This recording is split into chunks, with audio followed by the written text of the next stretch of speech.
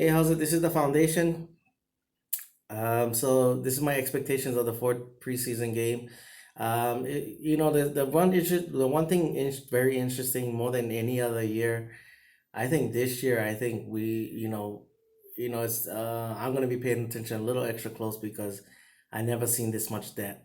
In a long time. I don't remember where I'm like excited about the fourth of fifth defensive end or the fourth tackle and all that so and I think it's like within the team confines. I think it's very individual based, this especially this game.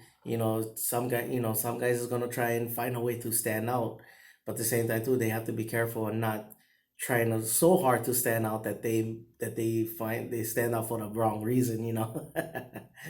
um but yeah, like guys like Joe Jackson, Jalen Jelks, Daniel Wise, Ricky Walker, um you know Daniel Ross, the kid Soto, all those guys, like is fighting for a spot and all that.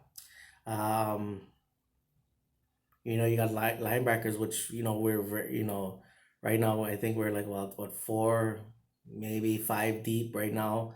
Maybe there's two other guys. Justin Phillips has looked solid. Justin March has looked pretty good at times. Covington, had it had has had some moments. Nate Hall, is been okay. But there's a lot of battles. And in the secondary too, you got Alumba, you got Mike Jackson, he might lose all this because he's not available. Um, but there's like other veterans, like, I know they talk about the guarantee money with Taco, but you're starting to hear rumors that they might even still, be looking for to move him and all that. Um,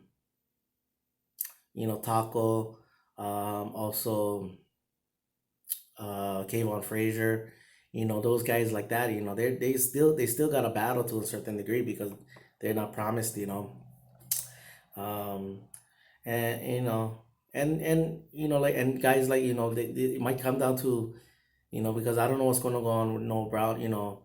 Noah Brown is probably, is going to be on the pup, for the first 6 to 8 weeks or whatever. And like, and someone like Cedric Wilson and Devin Smith, they've been performing, and like they have to see who can battle it out and all that. And and Jalen Guyton, John Bay Johnson, Reggie Davis is still battling and all that. And the one thing that sucks is like, you know like Gifford, like McGovern, like not so much Gifford just because like we got to see, at least see him. McGovern, we haven't got to see him since OTAs. And like, I'm not saying that I really like what Suofilo has done. He's got, he provided a spark last year, and he looked like he's even gotten better with more comfortable in our system.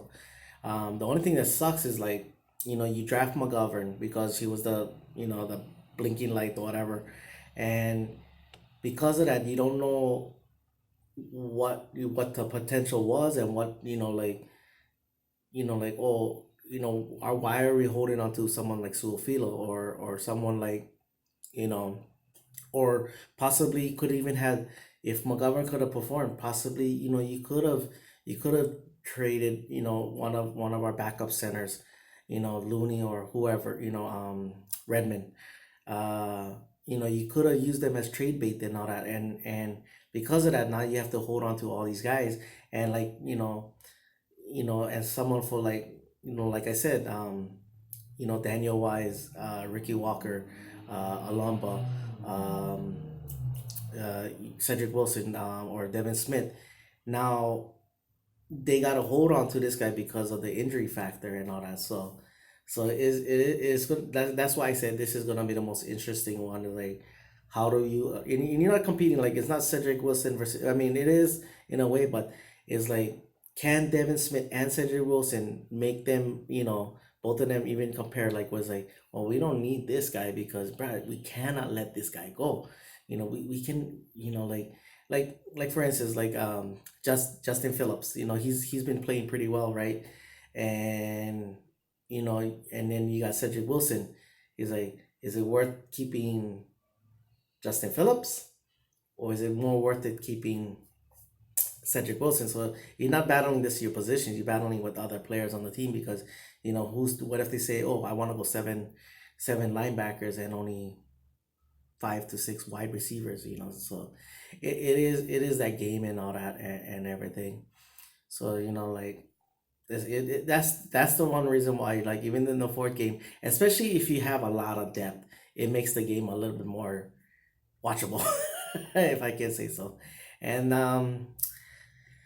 I probably not going. I might just do like the bubble players of who might make the team, because we all know who's gonna make the team and all that. But or like if somebody's like a shock cut, then that. But I'll be starting to do my divisional predictions and all that after this.